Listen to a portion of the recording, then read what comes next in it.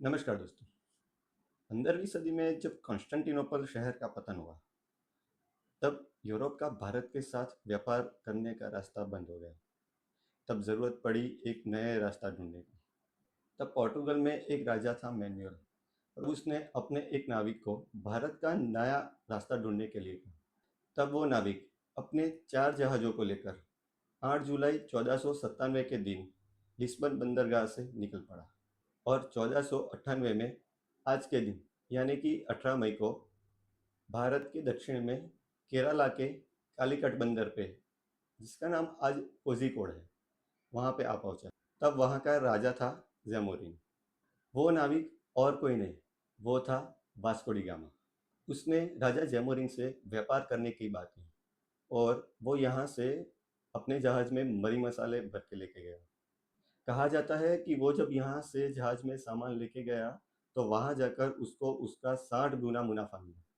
यही देखकर वो 1502-1503 में 20 जहाज लेकर वापस आया। अब उसकी सफ़र उतनी आसान नहीं थी।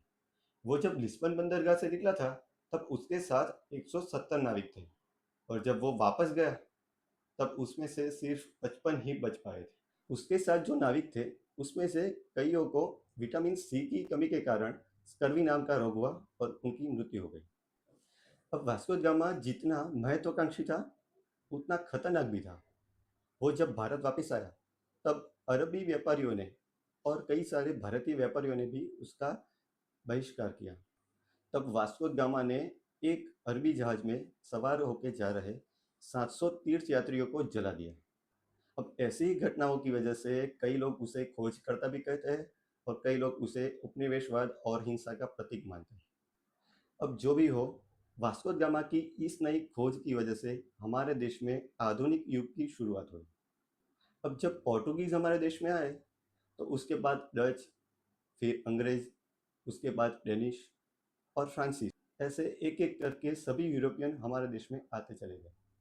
चंद्रमा पर जो हमें दाग दिखते हैं, वो असल में बड़े बड़े खड्डे हैं। उसे क्रेटर कहा जाता है। और वास्को डी गामा की इतिहास में ये एक बड़ी महत्वपूर्ण खोज करने के सम्मान में एक क्रेटर का नाम वास्को डी गामा रखा गया है। वैसे तो हमारी संस्कृति हमें अतिथि देवो भव की भावना सिखाती है, लेकिन कई बार कई मेहमान हमें बहुत भारी पड़ चुके हैं। आपका क्या कहना है?